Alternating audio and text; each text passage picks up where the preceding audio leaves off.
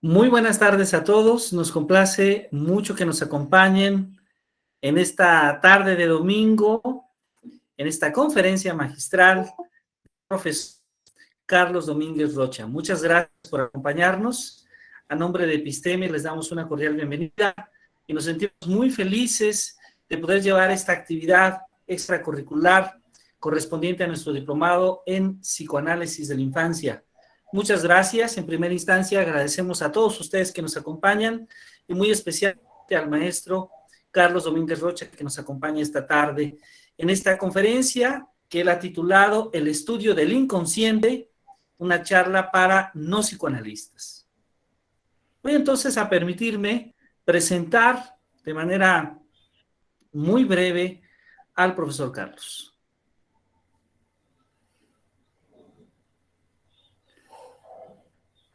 Quien es psicólogo educativo, maestro en psicoanálisis, cuenta con más de 9 años de experiencia docente en el nivel licenciatura en diferentes universidades en la ciudad de Morelia, Michoacán.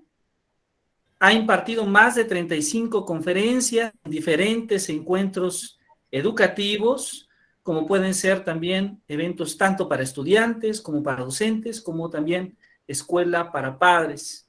Ha sido tallerista, ha impartido cursos en diferentes congresos y actividades académicas y además actualmente realiza estudios de doctorado en el área de educación. Es un gran placer que nos acompañe y para nosotros es un gran placer que el profesor Carlos Domínguez participe como tutor en el diplomado de psicoanálisis de la infancia. Pues sean todos bienvenidos y maestro Carlos, nuevamente un placer saludarlo. Lo dejamos a usted. Muchas gracias, doctor, y gracias también por la presentación. Buenas tardes, les agradezco su presencia, su audiencia en un domingo y a estas horas que por lo regular son momentos de esparcimiento, de relajación y de convivencia en lo familiar.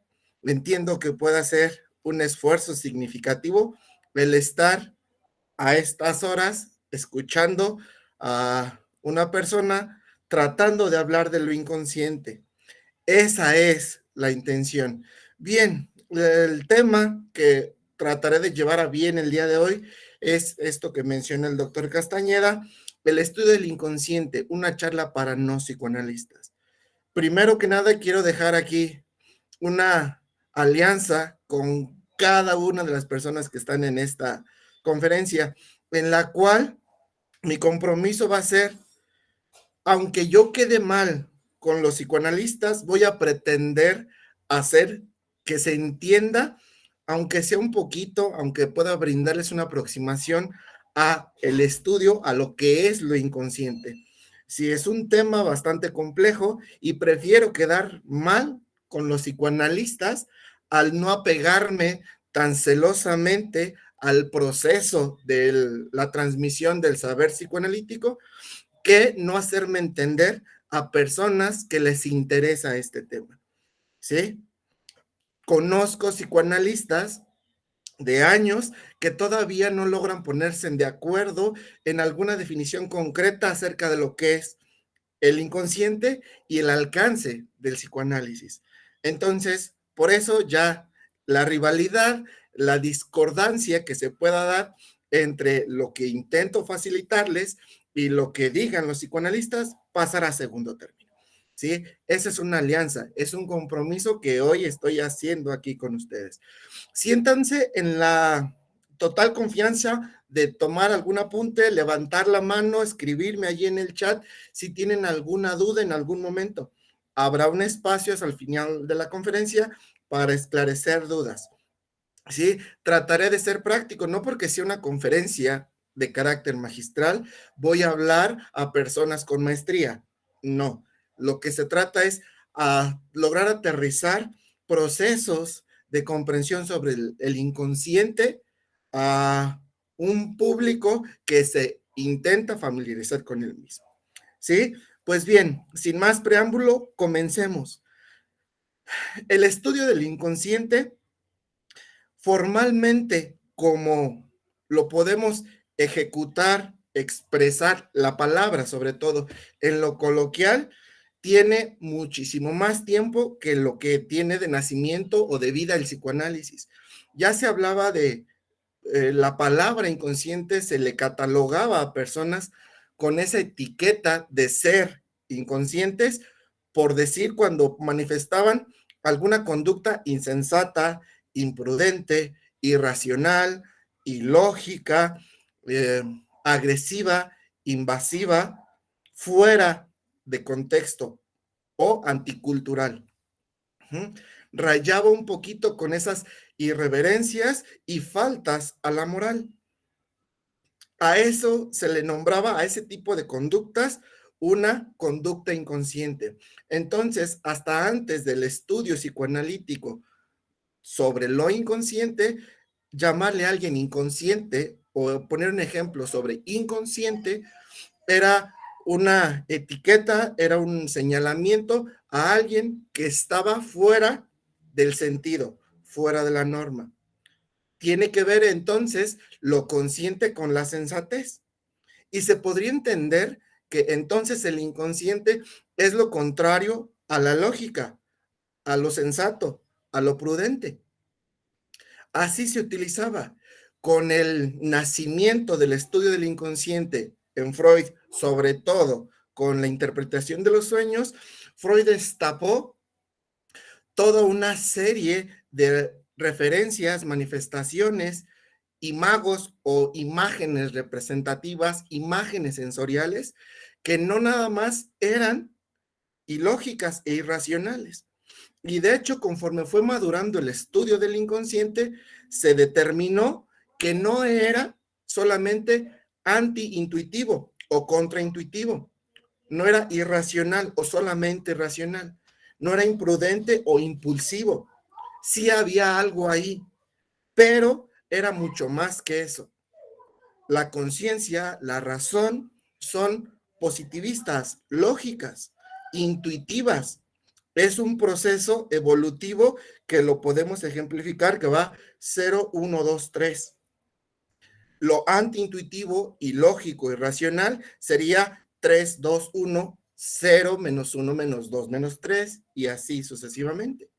Con el estudio de lo inconsciente y la aparición de este espacio ominoso en el psiquismo humano, ominoso en palabras freudianas, oscuro, tenebroso, espantoso, irreconocible, lleno de máscaras, se vio que no necesariamente era bajo ese orden lógico. No hay una cronología, no hay un tiempo, no hay una lógica, no hay una estructura ordenada en lo que es lo inconsciente. Entonces, el inconsciente, podríamos decirlo así, escapa de incluso la dialéctica hegeliana. La dialéctica hegeliana en la que todo saber y construcción intelectual tiene tesis, antítesis y una síntesis. ¿Sí? Tiene en sí mismo la dialéctica hegeliana una triada positiva, pero va tesis, que sería ese procedimiento positivo, la antítesis, el sentido contrario y una síntesis que integra las dos. El inconsciente es una muestra de que hay algo fuera de esta dialéctica hegeliana. Si lo ponemos en este ejemplo de la recta numérica 0, 1, 2, 3, es la tesis. 3, 2, 1, 0 es la síntesis. Y la recta en sí misma es la síntesis. ¿Sí? Tesis 1, 2, 3, antítesis 3, 2, 1, síntesis, la recta 0 al 3, 3 al 0, o para allá hacia lo negativo.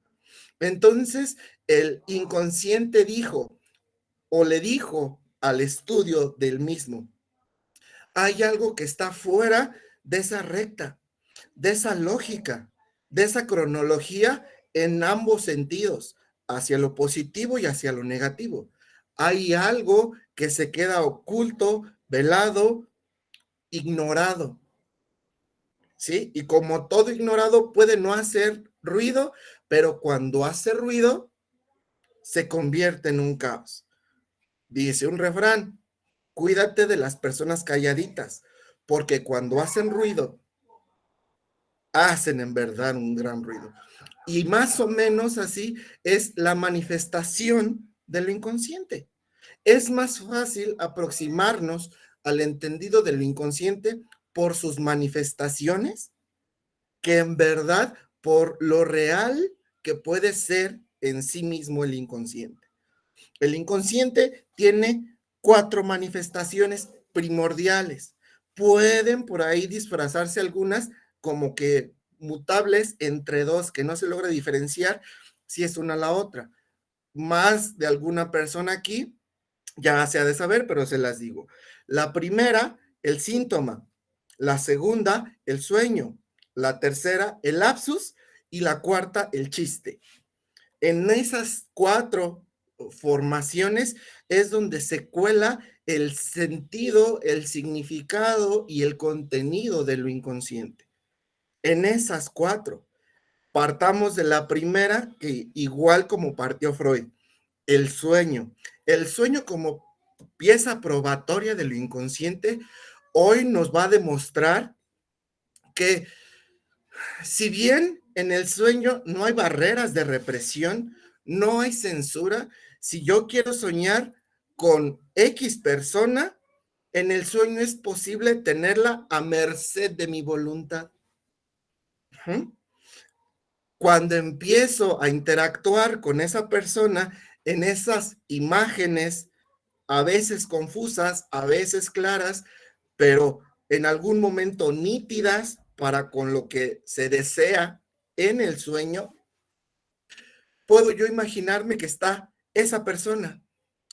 Pero ¿por qué al acercarme y tocar a esa persona cambia y es otra?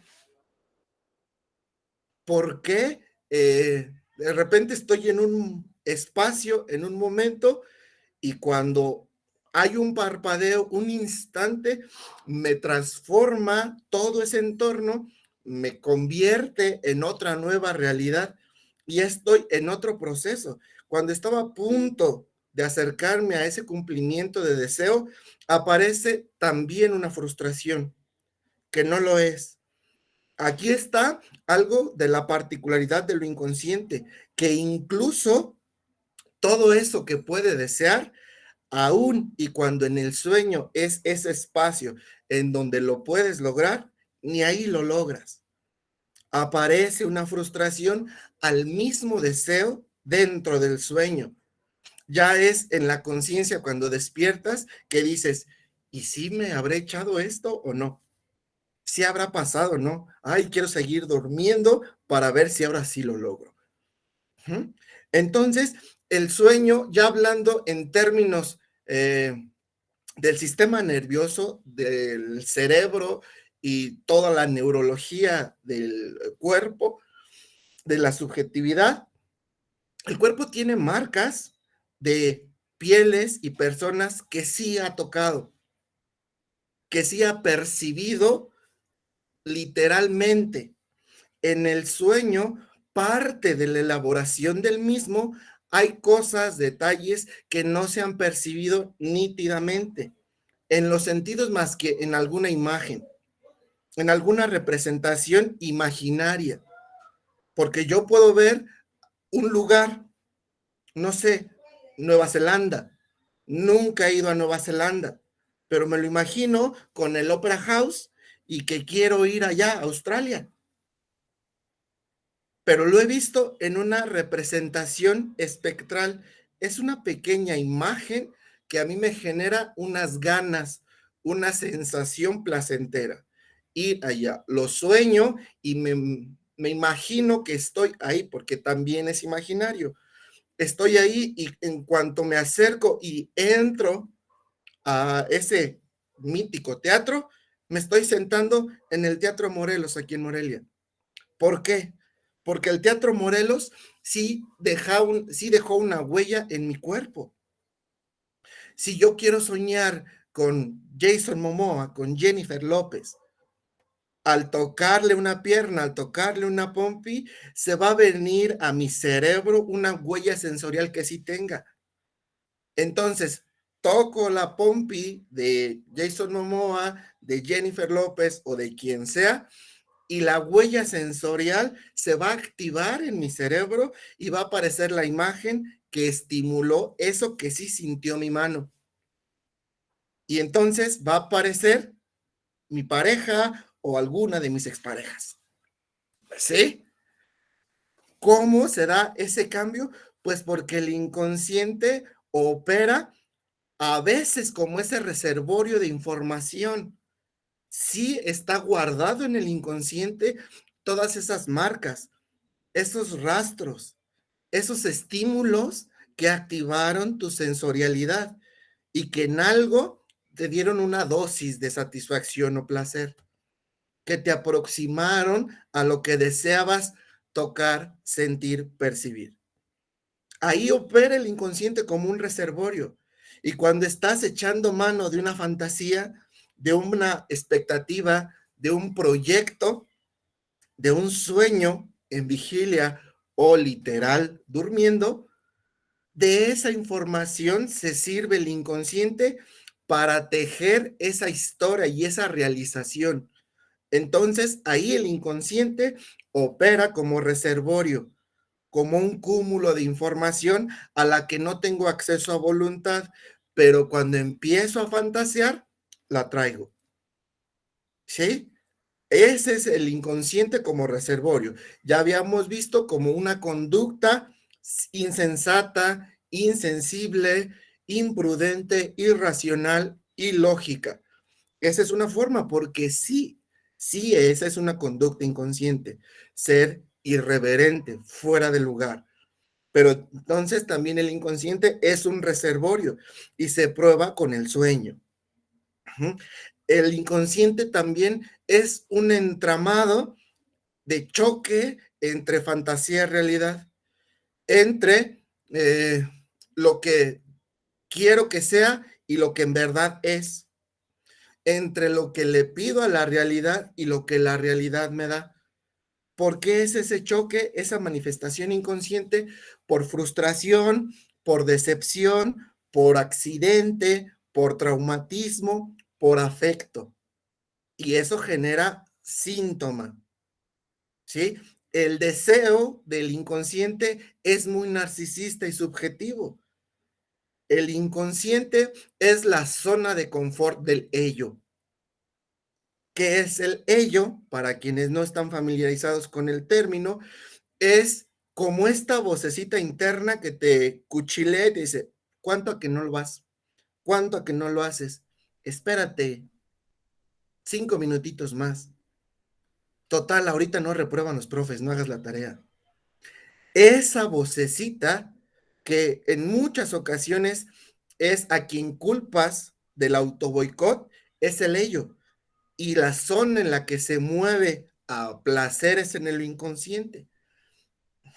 Entonces, conoces una persona, el yo y tu super yo platicando con esa otra persona, con ese otro super yo, que es sus reglas, su conducta, su moral, sus patrones de interacción más formales, más cuidados, pues empiezan a seducir.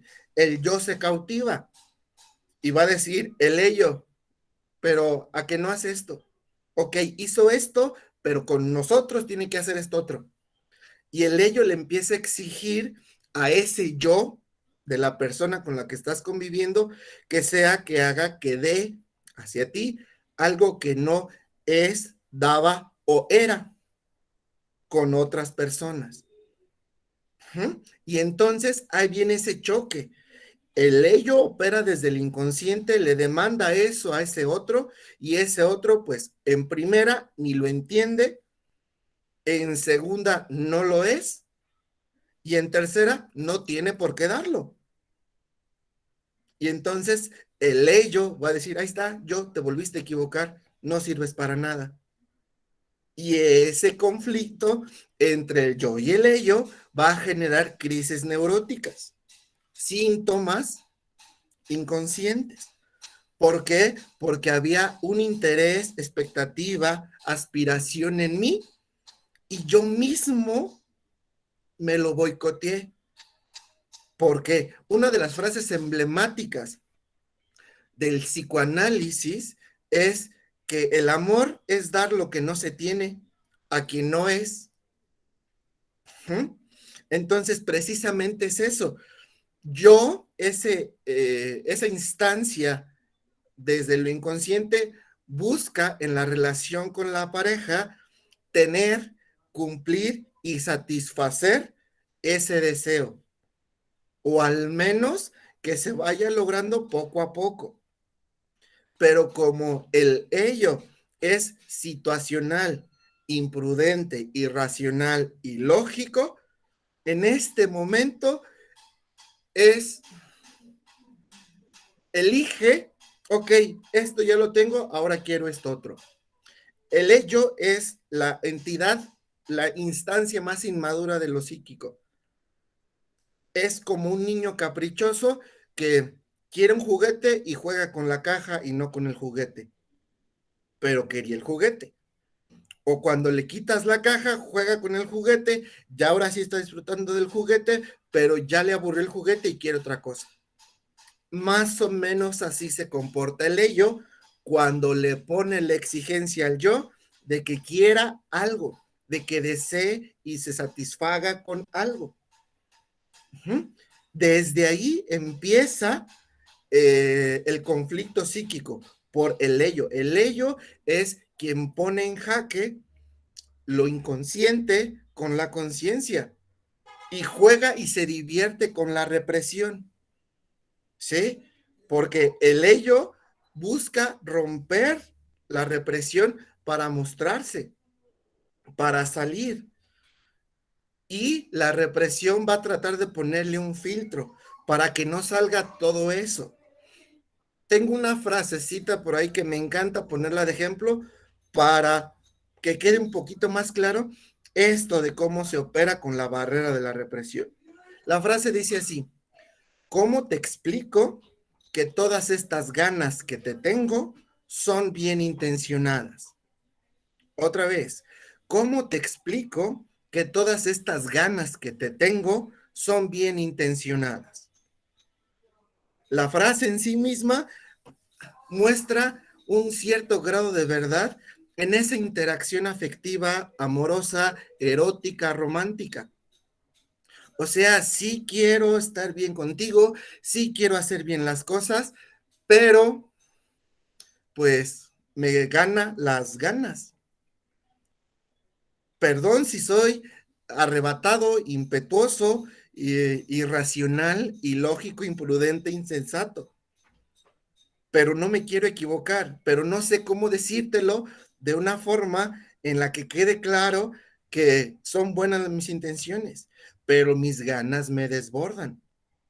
Ahí es cuando el ello logró irrumpir en la represión y tomar las riendas del yo. Cuando el yo trata de decir y se esfuerza porque el ello no lo domine, diciendo, ay, ¿cómo te explico que todas estas ganas que te traigo son bien intencionadas?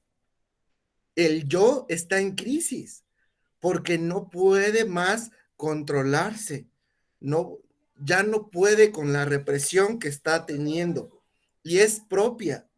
Ahí la represión no es cultural, es propia. Ahí cuando en ese lazo íntimo, tú a tú, yo a yo, se empieza a elaborar ese proceso de seducción, coqueteo, romanticismo. Pero tanto una persona como la otra están en qué tanto doy el siguiente paso, qué tanto dejo que la otra persona lo dé, qué tanto cedo, qué tanto yo tengo que afirmar o confirmar. Ese es este conflicto entre la represión. Y a veces lo que pasa tiempo después es, ay, sí me hubiera aventado, ay, no lo hubiera hecho. Esa disonancia, esa frustración generan huellas sensoriales de placer-displacer, a la vez placer-displacer. Por eso las experiencias, los recuerdos, las remembranzas son tan confusas, no quedan claras. Y todo ese material que no queda claro, que no se logra identificar claramente como es placer o displacer. No sé qué, si es más placer o más displacer. Ese enredo es el contenido que alimenta la fuerza del inconsciente. Esa disonancia entre el placer-displacer. Y es lo que le da sentido al término lacaniano de goce.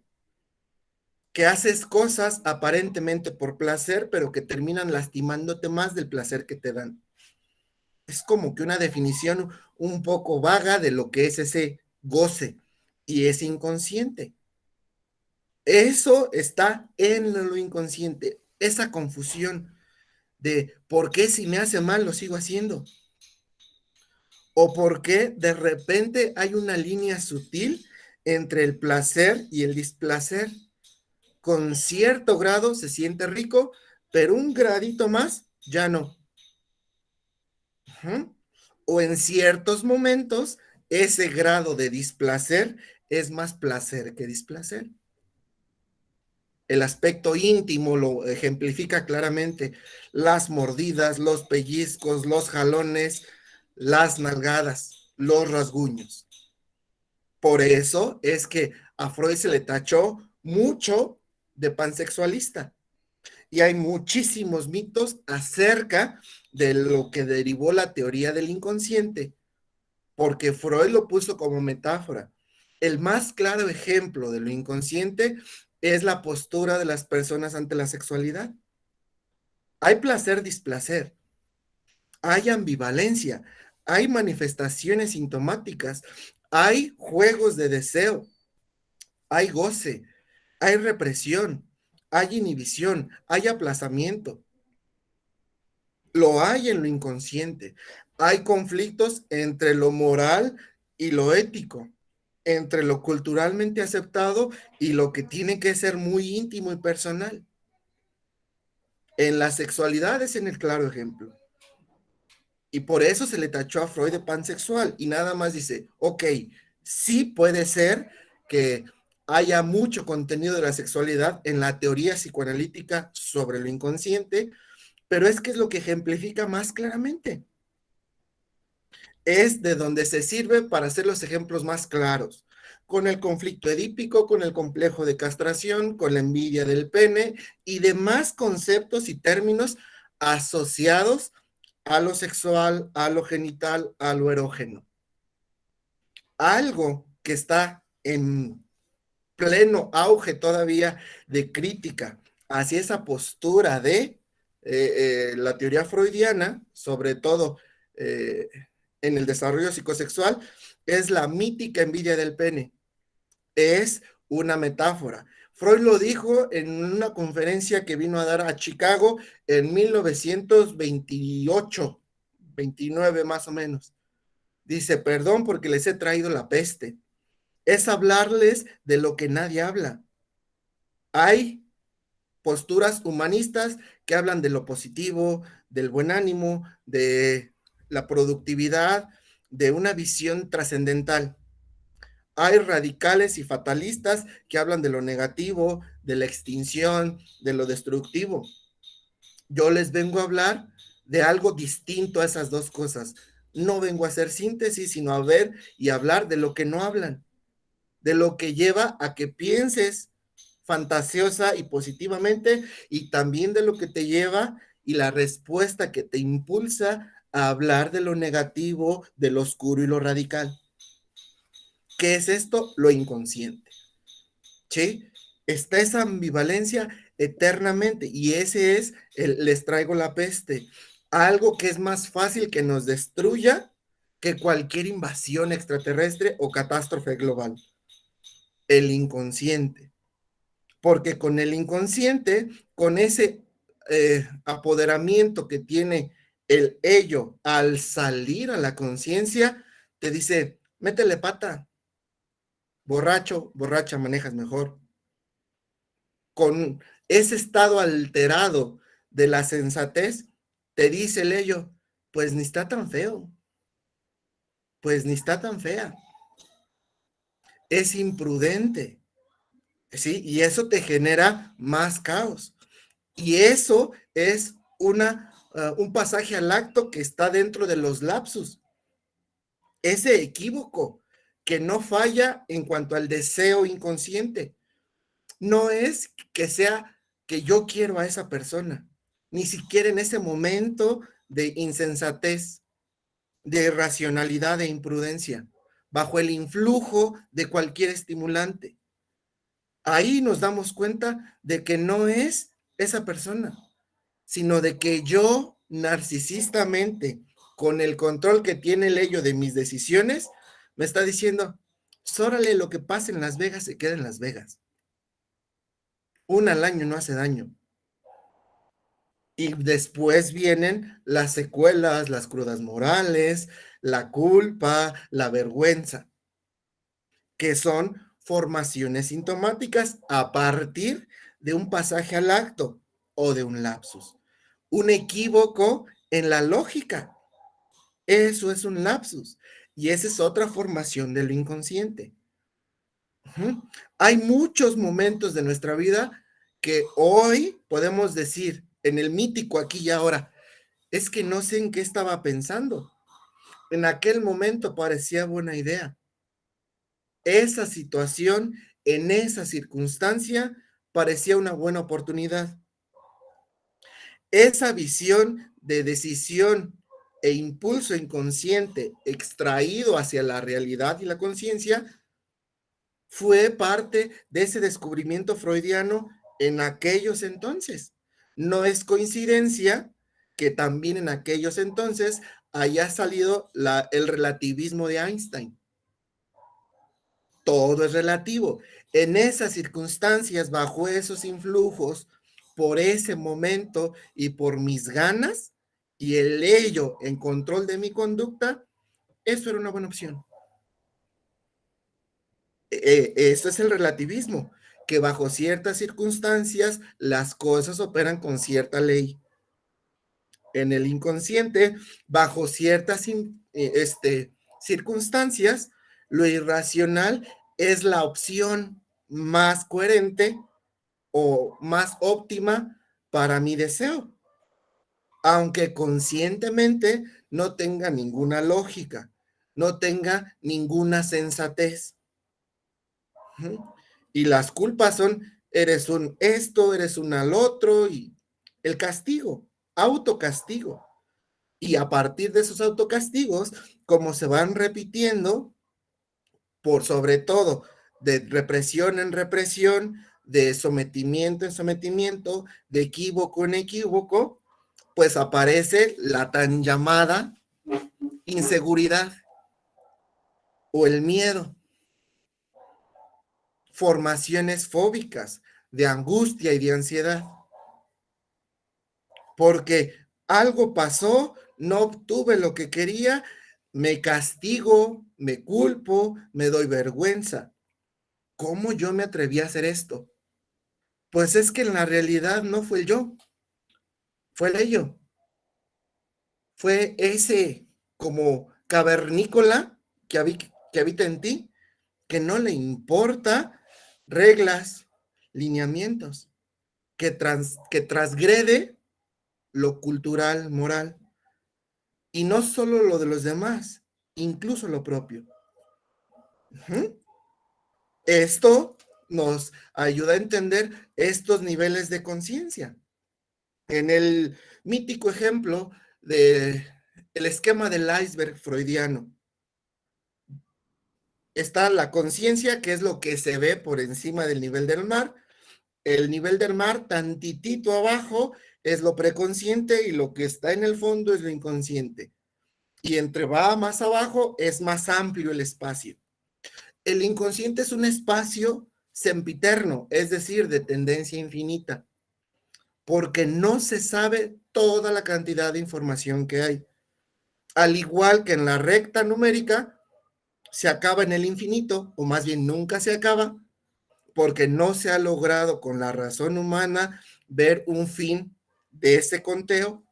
Pues más o menos así, la tendencia de lo inconsciente es infinita, porque no sabemos cuánta información puede caber, y porque esa información almacenada ahí puede salir 20, 30, 40 años después de que puso la huella o de que llegó ese contenido y esa información ahí.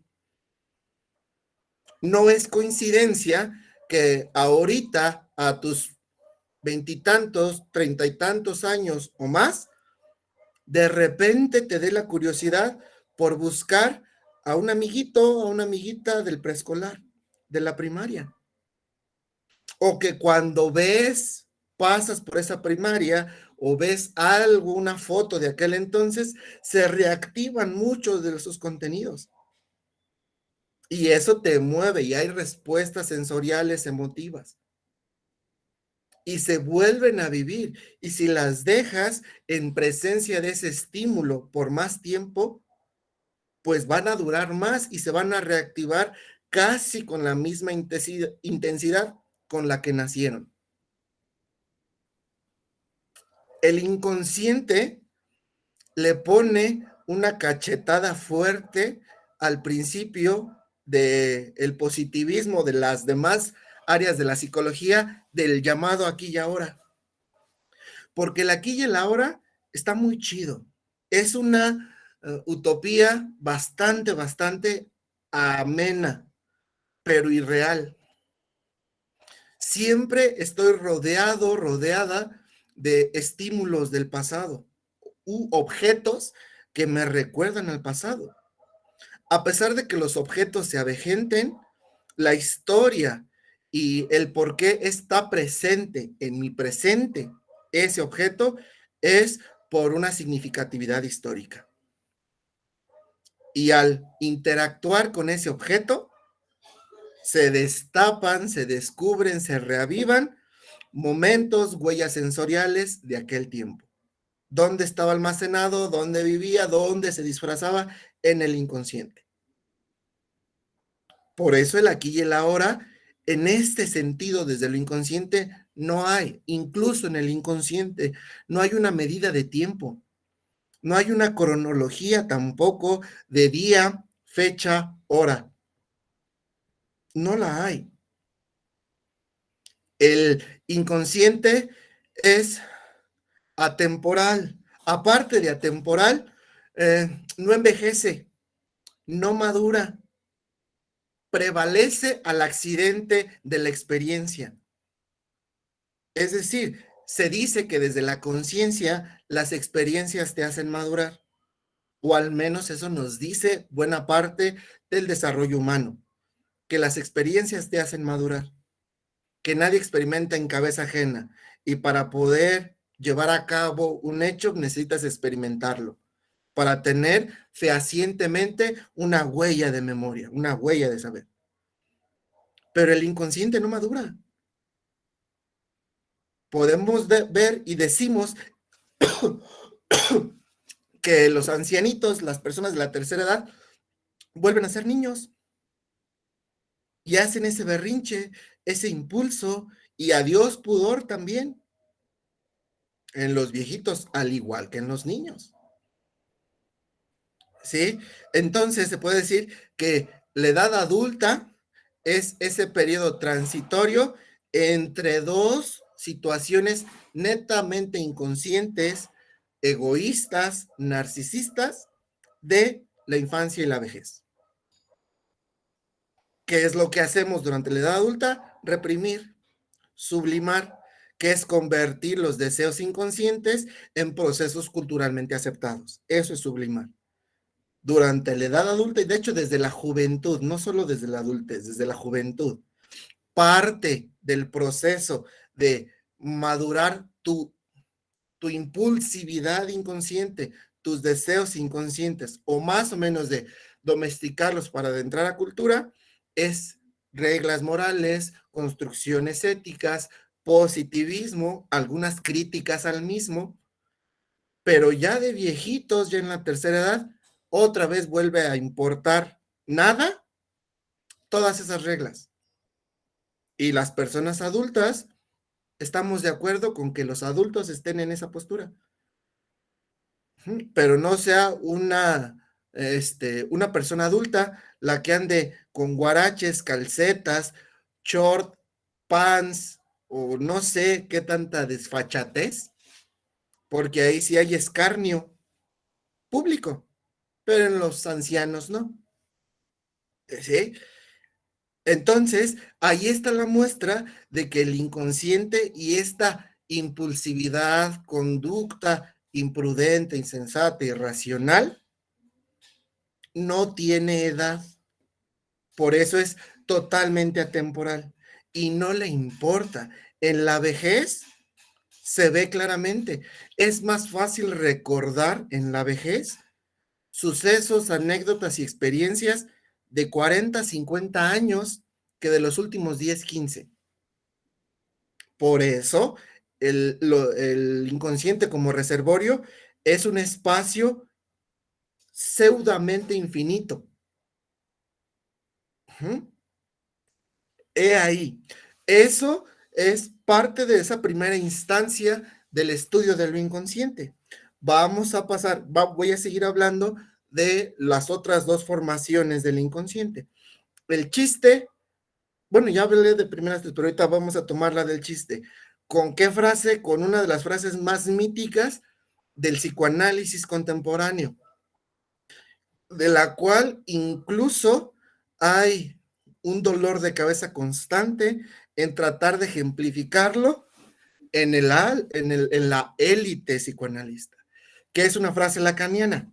El inconsciente está estructurado como un lenguaje. Esa palabra mítica que para quienes están un poquito familiarizados con el inconsciente es como algo que está fuera de sentido. Pues sí, sí está fuera de sentido porque es una acepción desde el inconsciente. No sé si les ha tocado escuchar un audio a manera de comedia que dice, suena el teléfono, es una cabina de radio y contesta el locutor, sí, bueno, ¿qué canción quiere? Y le dice la persona, quiero la canción de Estos son Reebok o son Nike. ¿Cuál? Sí, la canción de Estos son Reebok o son Nike. A ver, ¿no será esta? Y pone esa canción, no recuerdo el título, pero es This is the Rhythm of the Night. Esa es la canción. ¿Y por qué la persona escucha estos son Reebok o son Nike? Porque en su lenguaje, en su vocabulario, no hay ese otro idioma, esa otra huella sensorial de un idioma ajeno al propio. No hay estructuras de lenguaje significativamente y significantemente fuera de su comprensión. Yo escucho, estos son Reebok o son Nike, porque eso sí lo asocio, porque eso sí está en mis huellas memorísticas, en mis percepciones y procesos de pensamiento. Está estructurado como un lenguaje porque ese es el lenguaje que yo entiendo. Eso que dice el otro es para mí lo que yo entiendo. Lacan, en esta explicación que nos da que el inconsciente está estructurado como un lenguaje, lo ejemplifica de esta otra forma. Tú puedes saber qué es lo que dijiste, pero jamás lo que la otra persona escuchó. Así lo ejemplifica. Y este es el punto focal del por qué el inconsciente está estructurado como un lenguaje. Porque cada quien va a entender y leer la realidad a como su propio lenguaje, estructura psíquica y formaciones inconscientes le permitan escuchar y entender. Por eso aquí se dice, oye, cógeme ese libro. Y ese, cógeme ese libro, tiene una connotación cultural muy distinta a otras latitudes. ¿Sí? En otras latitudes tiene un significante distinto. Aquí tiene un significante particular. Entre parejas se tienen como que pequeños chistes locales. Esas son formaciones de lenguaje particular. Pongo este ejemplo un tanto gracioso. Igual la canción que en el mismo ejemplo de audio. Quiero la canción de Agua en el Hoyo. ¿Cuál? Agua en el Hoyo. I wanna love you. Eso, Agua en el Hoyo. Yo estructuro el entendido de ese sonido en base a lo que yo conozco. Y esa es una manifestación inconsciente, lo que yo digo que es, porque en realidad no sé si en verdad eso es. En mucho de lo que hoy se trata como intervención en la comunicación de pareja es, a ver, cuando estén platicando, antes de tú responderle, primero di, ok, yo entendí esto, y ya después respondes. Porque si respondes sin haber dicho lo que entendiste, vas a responder simbólicamente, quiero la de estos son Reebok o son Nike, o quiero la de Agua en el Hoyo, o quiero la de aguanta un refri. Eso es lo que yo entendí. Agua en el Hoyo, aguanta un refri, estos son Reebok o son Nike.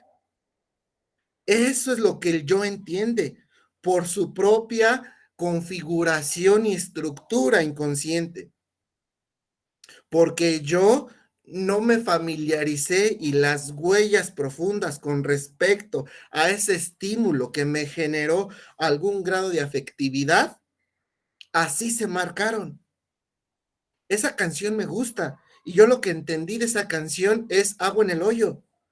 Estos son Reebok, son Nike, es aguanta un refri. Y así la pido y así la busco, porque eso es lo que entendí, porque esa canción me dio un estímulo placentero. Pero como yo no identifiqué lo que en verdad era, yo le puse en ese vacío de comprensión mi lenguaje. Esa es la interacción. Por eso es chiste, por eso a veces la burla, la carrilla, porque alguien escucha otra cosa, porque alguien entiende otra cosa, que es otra de las formaciones de los lapsus. Porque hay algún equívoco en donde no te podías equivocar. Porque manifestaste. Tú pasa mucho en los salones de clases. Sí, maestra, ese tipo de lapsus pasa bastante. Yo tengo ese lapsus y es un chiste para los demás compañeros. Para el grupo, ya es carrilla de toda la vida. Esa es la razón de por qué el chiste tiene un escape de lo inconsciente.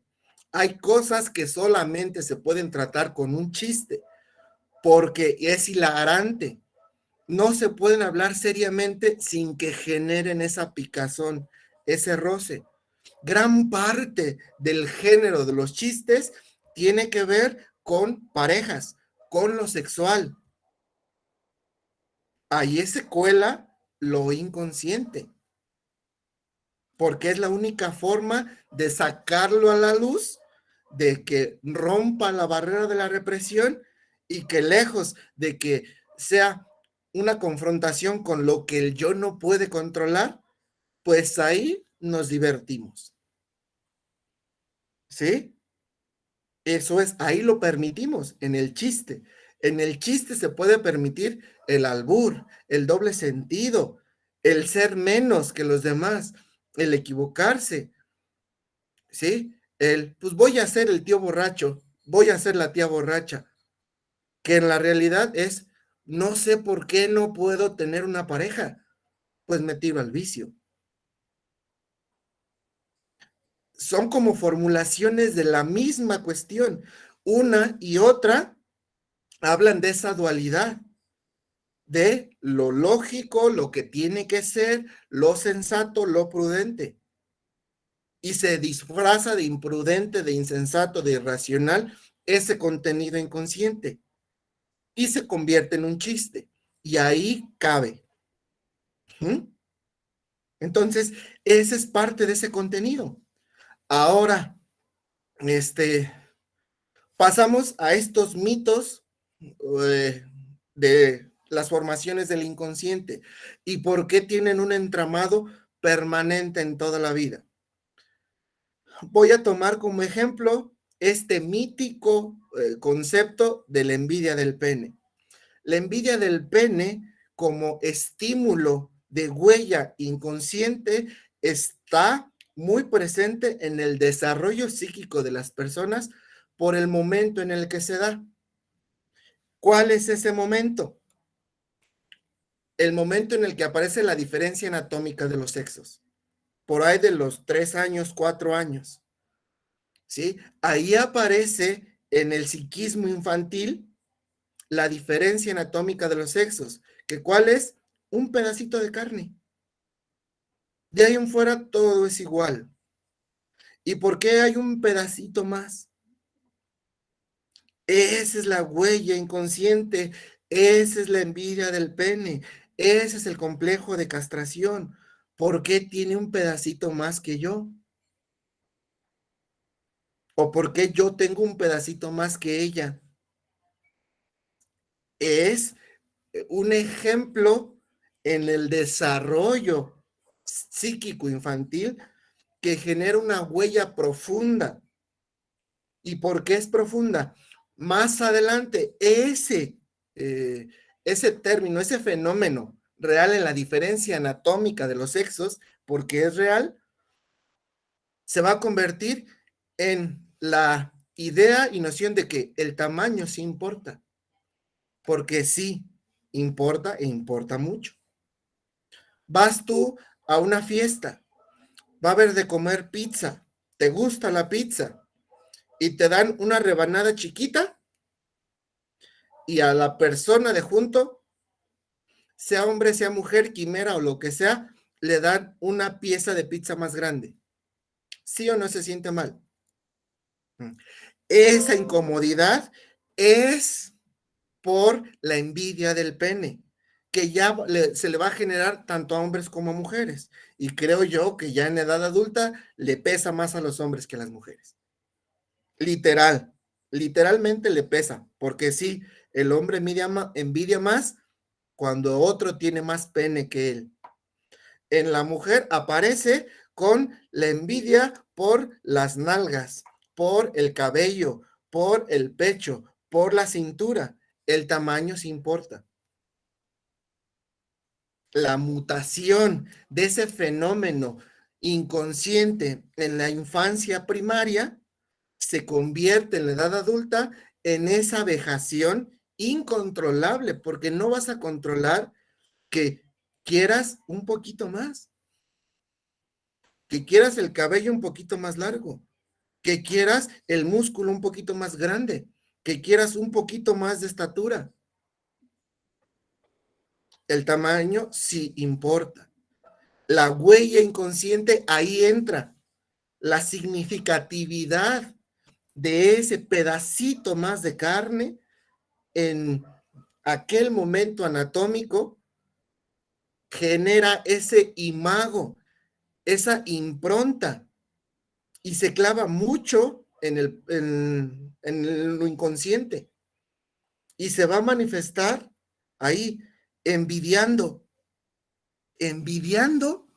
el tamaño, el que otra persona tiene más. ¿Sí? Eso es. Pero Freud lo ejemplificó con una metáfora. Le puso ahí y lo puso incluso de forma muy literal, porque sí se envidia el que tenga un pedacito de más. Y a partir de ahí, el niño va a querer tener más, la niña va a querer tener más. Llegas con 2 niños, traes, no sé, 2 lapiceros, que es el mismo lapicero, tienen el mismo contenido, pero uno está más chico que el otro, se lo das a 2 niñas, a 2 niños, ¿y cuál van a escoger?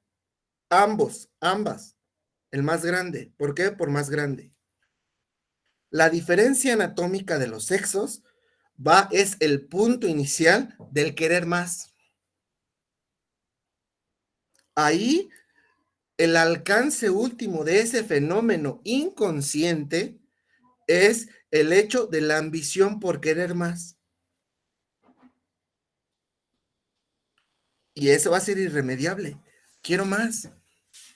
Una casa más grande, un carro más grande, un closet más grande, más zapatos, más ropa, más ingresos, más vacaciones. ¿Sí? El querer más se remonta a la envidia del pene. El miedo a perder,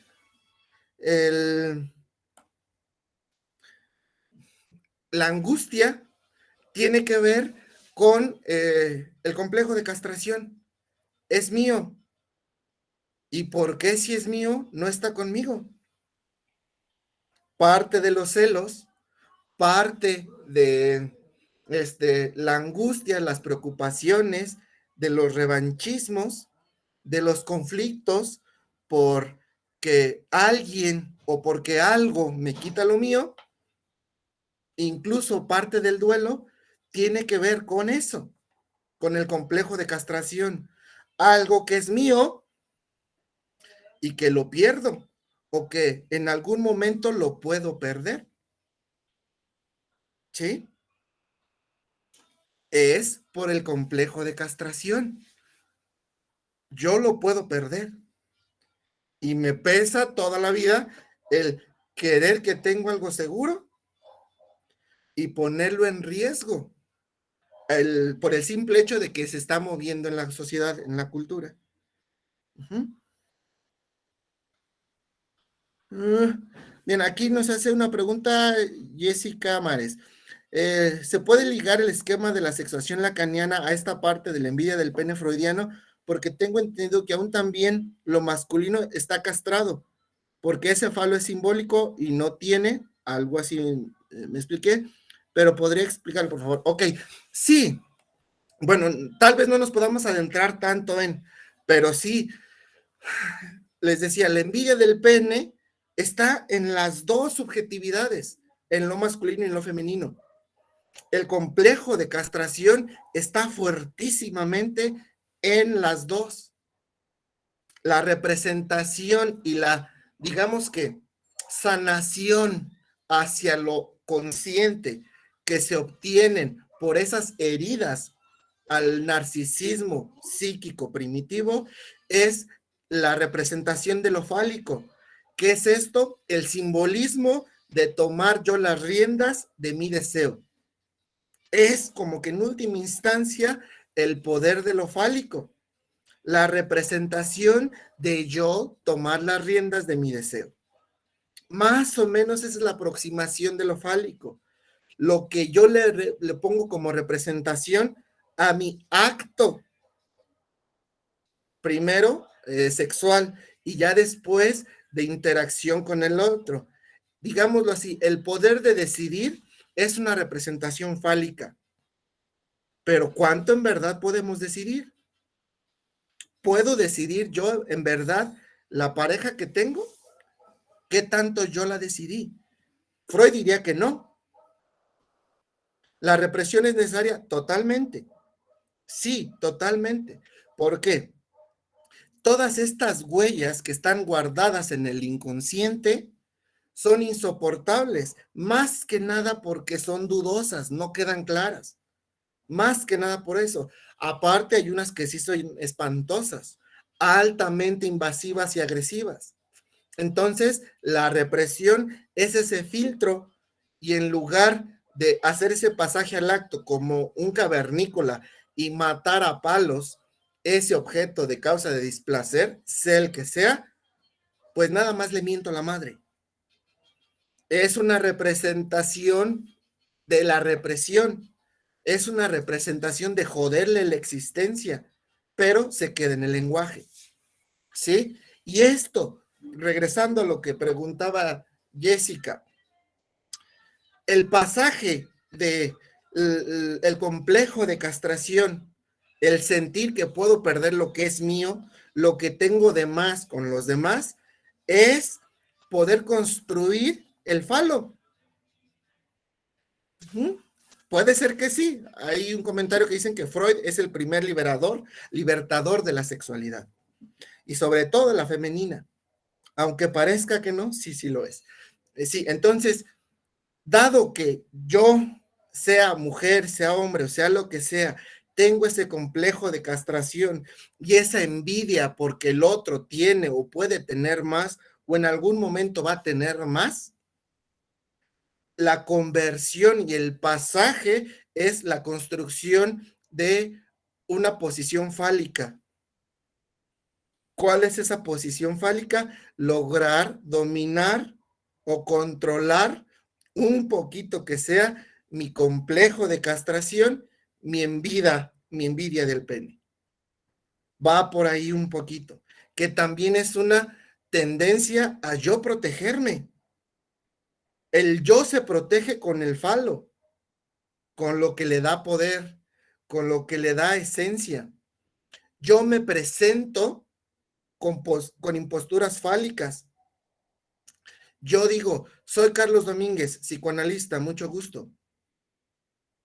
El decirme así es esa posición fálica que me defiende de lo que puedan decir, porque hablo de mi productividad, de una construcción que yo he hecho conmigo. A partir de mi historia, de mis accidentes, de mis acciones, decisiones, construí algo que va acompañado de mi nombre. Carlos Domínguez, psicoanalista, mucho gusto. El inconsciente te está poniendo zancadilla, zancadilla, zancadilla. Y es en lo preconsciente, en la conciencia, en el cultural, en lo cultural, en familia, en pareja, con amistades, con títulos académicos, con funciones laborales, que puedes ir dejando de lado todo eso del inconsciente que te acerca a lo primitivo de la humanidad. El inconsciente te amarra a lo primitivo. La conciencia te amarra a lo civilizatorio. Entonces, por eso hay un eterno estire y afloje, una eterna pugna entre la conciencia y lo inconsciente. Es en la conciencia en donde puedo construir algo, porque lo inconsciente es caótico y lo que hoy es, mañana ya no lo es. ¿Sí? En ese sentido metafórico del hoy y el mañana, claro. Porque hace 10 años tenías unas representaciones de que amabas y te apasionaba algo que hoy ya ni te acuerdas. ¿Qué es esto? Ayer fue, hoy no es. O en otro sentido, hoy es, mañana ya no es. ¿Sí? ¿Y por qué no es? Porque puede ser que el inconsciente te lo arrebató o lo dejó oculto. O tuviste que dejarlo oculto porque en la cultura, porque en el avance de la civilización, tuviste que cambiar. ¿Cuánta gente no dejó su actividad laboral ahorita en la pandemia? Porque su necesidad cultural, consciente, racional, lógica, económica y de propiedad privada le llevaron a que dejara otras cosas para poder seguir avanzando y evolucionando.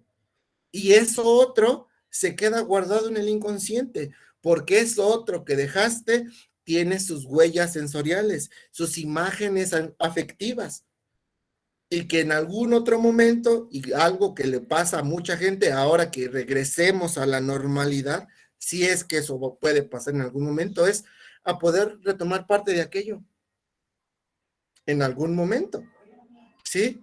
Y eso es consciente, preconsciente. Pero a veces al traer algo del pasado para volverlo a sentir, el volver a viajar a un lugar, el volver a probar X platillo, el volver a practicar cierta actividad, va a despertar huellas inconscientes que no controles, ¿sí? Esa es en gran medida la eterna lucha entre lo consciente y lo inconsciente, que no lo vas a poder jamás controlar. El yo, dice Freud, no es dueño en su propia casa. El yo es quien da la cara ante la sociedad. Pero a veces cuando el yo está cansado, distraído, en un aspecto de relajación, es cuando el ello se apodera y aparece todo el caos. ¿Sí? Entonces, ya para ir terminando, yo también, al igual que esta máxima freudiana, les pido disculpas si no me pude dar a entender lo suficiente acerca de qué es lo inconsciente. Es realmente muy difícil hablar de algo tan irreal en la conciencia. Es muy difícil hablar de lo imposible. En tiempos de complejidad, de teoría cuántica, es que podemos ver que el relativismo y la postura de lo inconsciente son esenciales en el saber del ser humano. La complejidad y la teoría cuántica hoy, desde el positivismo, demostraron que en verdad se sabe muy poco de casi nada. No hay nada, no hay ninguna ley básica aplicable en todas las dimensiones de la existencia. No la hay.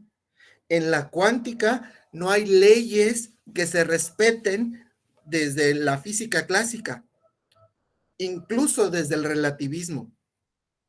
En la teoría de la complejidad, todo tiene que ver con todo.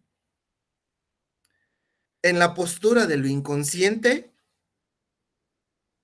lo que puedes construir es solamente tu propia verdad de lo que por algo pescaste que hay en tu inconsciente. ¿Sí? Porque para mí va a significar y va a permanecer estos son Reebok o son Nike. Por mucho que me expliquen, this is the rhythm of the night. Por mucho que alguien me diga, no, es this is the rhythm of the night. Por eso, son Reebok o son Nike. No aplica esa lógica de otro en mis mociones inconscientes. Y estaré siempre en el sometimiento de depender más de qué hacer con el desmadre que hizo lo inconsciente que con en verdad controlarme desde la conciencia. Otra vez, siempre me veré sometido o sometida a saber lidiar o a saber cómo reaccionar ante el caos que deja el inconsciente, mi inconsciente, en mi conciencia. Muchas gracias. No sé si tengan alguna duda, algo puntual. Traté de ser claro y con ejemplos entendibles acerca de este tema tan complejo. No sé si hay algún comentario, alguna duda. De antemano les agradezco el tiempo y la disposición para trabajar. Doctor, no Muchas sé. gracias, maestro Carlos Domínguez. Vamos a invitar a nuestros colegas que nos escriban, por favor, sus comentarios, sus preguntas. Y aprovecho para comentar que en el chat se ha puesto un link de un fichero para las personas que requieran una constancia de participación en esta conferencia. Entonces, les invitamos a que lo puedan llenar. Y bueno, aprovechamos también para invitarlos justamente a nuestro diplomado en psicoanálisis de la infancia que inicia en esta segunda generación el día 15 de octubre. Están cordialmente invitados. Y bueno, pues les pedimos por favor que sus preguntas o sus comentarios puedan escribirlas en el chat. Adelante, Jesús. Perdón, es que estaba buscando el chat para mandarles un mensaje, pero no lo encuentro, perdón, apreté mal. La verdad es que fue una conferencia bastante interesante, sobre todo porque uno de los problemas más fuertes de nosotros, las personas, es que no dominamos el inconsciente. Normalmente el inconsciente nos domina a nosotros, y el problema está en cómo hacer para dominar el inconsciente, ¿sí? Porque eso es algo que yo pienso que va a ser durante muchos años o vida de que eso pase, porque no es tan fácil. Y la verdad, la explicación que tú diste fue bastante clara. Claro que el tecnicismo que utilizas y que debes de utilizar a veces causa un poquito de, pues no, de no conocer muchas cosas, hay que tener un poquito más el lenguaje técnico que se usa, ¿no? Pero bueno, pero es eso, el inconsciente no lo dominas. Sí, Gracias. gracias. Por ahí había una pregunta que se me pasó a responder. Dice, ¿al inconsciente le gusta el teatro? No sé, no sé si como tal al inconsciente le gusta el teatro.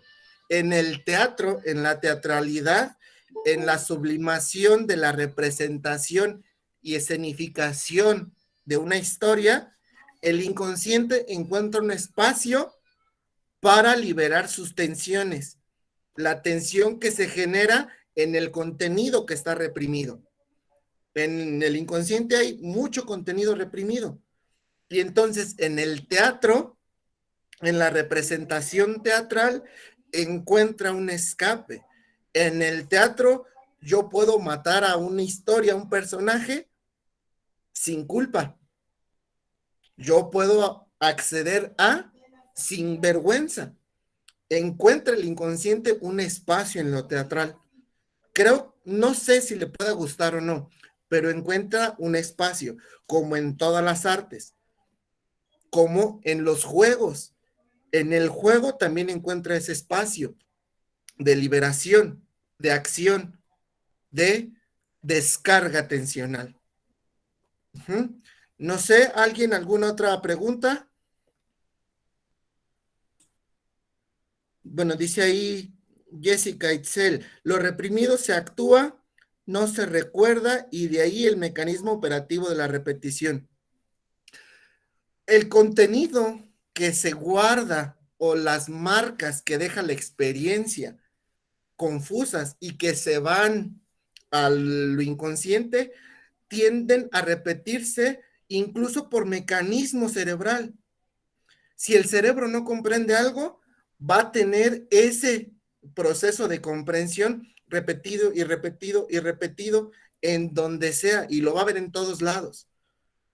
Que esa también es una premisa de las psicosis. La psicosis se queda envuelta en esa espiral en cuanto a formaciones delirantes y las está repitiendo y repitiendo y las ve en todos lados porque no pudo llegar a un grado de realización en la conciencia. Eso ya es muy técnico de la psicosis, pero sí, esto de que lo reprimido se actúa, no se recuerda, precisamente es por eso. Yo lo recreo y repito y repito, y tengo la misma demanda hacia una pareja actual que la tenía en la pareja previa por esa expectativa, por ese cumplimiento de deseo tan personal. Y aunque yo no lo sepa identificar, le sigo pidiendo a esa persona que sea como yo quiero que sea, pero me costó trabajo decirle quiero que seas así. Es esta frase que les decía en una parte. ¿Cómo te explico que todas estas ganas que te tengo son bien intencionadas? Cambiemos la frase, pero veámosla desde la misma visión. A ver, tienes que entender que lo que yo te pido es que hagas esto, pero no te lo puedo decir así. Es decir, no se lo digo así de claro a la pareja, porque el decirte, a ver, lo único que te pido es que seas tierno y cariñoso, tierna y cariñosa, pero cuando yo te lo pido, o tienes que detectar, mejor dicho, el momento en el que yo lo quiero sin necesidad de que yo te lo pida. Tienes que detectar ese momento en el que yo lo quiero y lo tienes que hacer sin que yo te lo pida, porque si te lo pido ya no lo quiero. Es esta misma y es la repetición. Ese es solo un ejemplo de cómo repito y se lo pido a alguien y se lo pido a alguien más y a alguien más, porque el deseo no se ha satisfecho. Y más, cuando alguien lo logró, yo ya estaba deseando otra cosa. ¿Sí? Y por eso es que el inconsciente o las huellas que están en el inconsciente van a correr a una velocidad que la conciencia jamás va a poder alcanzar.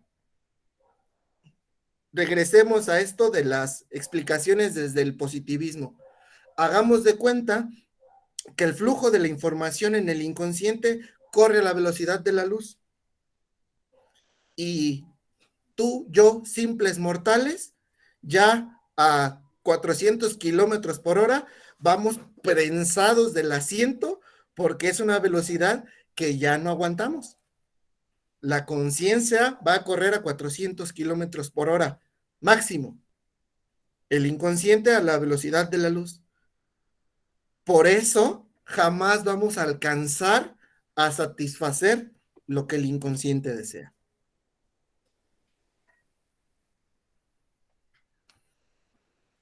No sé si hay alguna otra pregunta o comentario.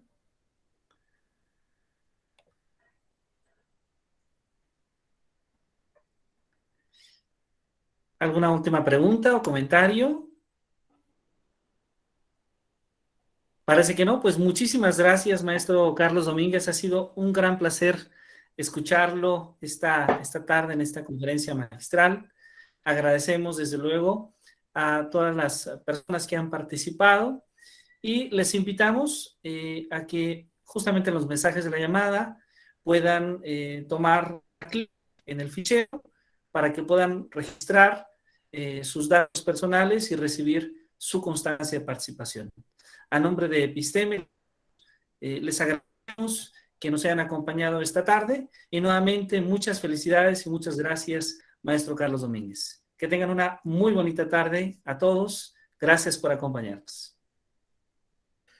Buena tarde, muchas gracias y esperemos vernos pronto. Hasta luego. Gracias. Adiós. Hasta luego, muy buena tarde. Gracias. Hasta luego, muy buena tarde a todos.